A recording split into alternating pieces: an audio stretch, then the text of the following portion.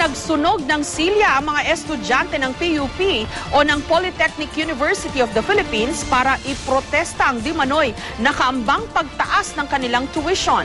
Pero paglilinaw ng pamunuan ng PUP, sa graduate studies lang ipatutupad ang dagdag matrikula.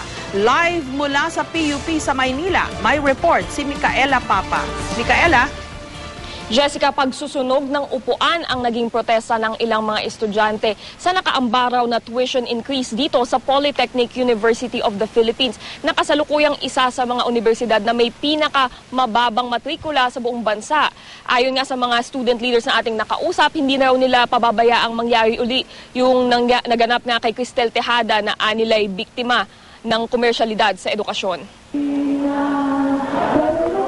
Kulang pa raw ang lumalagablab na apoy mula sa mga sinunog na armchair upang tumbasan ang galit ng mga estudyante ng PUP sa pagkamatay ng UP Manila student na si Cristel Tejada dahil umano sa problema sa tuition.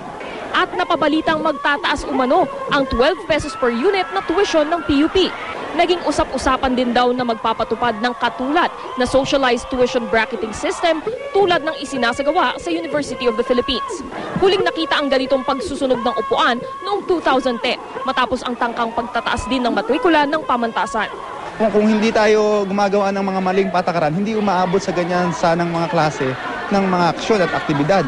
Pero sa kaso na ito, makatwiran po dahil nagtataas yung mga bayarin, nagtataas yung matrikula at kinagkakait yung karapatan. Paglilinaw naman ng presidente ng PUP, walang tuition increase sa undergrad na mananatiling 12 pesos per unit. Ang pagdadagdag lang daw ay sa graduate studies. Mula 200, magiging 400 pesos per unit sa masteral, 500 pesos per unit naman sa doctorate. STFAP is not going to work in PUP.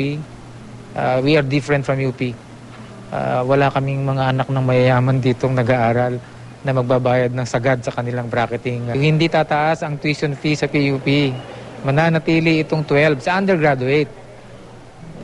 Kasi nga, naniniwala ako na mahihirapan yung mga mahihirap na ang buhay ng mga estudyante na makabayad.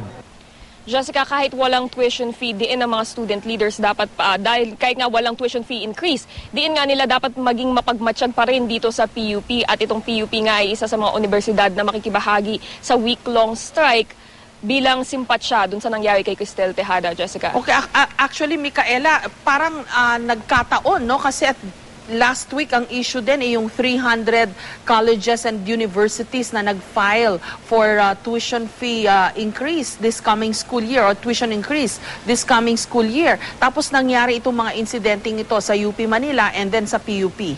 Tama yan, Jessica. Ayon nga dun sa kanina kay Vencer Crisostomo, National Chairperson ng Anak Bayan, nakakabahala yung nakita nilang trend na papunta na sa independence itong mga state universities and college na sa kanilang pananaw dapat sumasagot talaga entirely ng responsibilidad ng edukasyon para sa kabataan. Yun nga, 300 state universities and colleges ang nag-file for tuition hikes, at ito namang PUP, sinasabi nila hindi sila naniniwala na kailangan magtaas ng tuition para nga mabigyan ng tamang ng quality education yung mga bata.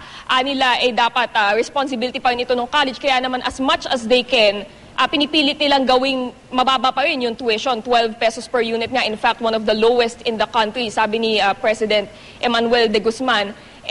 Malahimala ito dahil yung kanilang nakukuha nga lang na subsidy mula sa gobyerno ay 1.2 billion, I think last year, napakalayo dun sa 2.5 billion na kailangan nila for operating expenses dito sa PUP. Pero sabi nila, ipagpapatuloy nila yung gantong sistema na mababa ang tuition. Yun nga lang, pangamba ng mga student leaders, hanggang kailan nila ito kayang ipagpatuloy kung hindi nga na ibibigay yung suporta ng pamahalaan, Jessica. Okay, clarification, yung 300, I think na nag-file for tuition increase was colleges and universities. Would you know kung kasama doon yung PUP, yung graduate studies program nila? Jessica, hindi natin na-clarify sa CHED kung kasama nga yung PUP dun sa 300 na nag-file for tuition hike. Pero ayon nga kay President Emmanuel de Guzman ng PUP, matagal na nilang i-lobby itong tuition hike para sa graduate studies. Matagal na rin daw nilang na-consult yung mga graduate students. At sa paniniwala ng PUP is itong graduate studies naman daw ay isang privilege na. Hindi daw ito isang karapatan katulad nung, kumbaga hindi to basic right katulad ng tertiary study. So pwede na daw silang magsingil ng dagdag sa mga graduate students dahil ito na yung may mga kakayanang magbayad. Ang problema nga lang, sinasabi ng mga youth leaders nga na isa pa rin itong serbisyo publiko, isang public service na ipinoprovide ng isang government entity. Kaya dapat akuin pa rin daw ng gobyerno yung responsibilidad, Jessica. Okay, maraming salamat, Micaela Papa.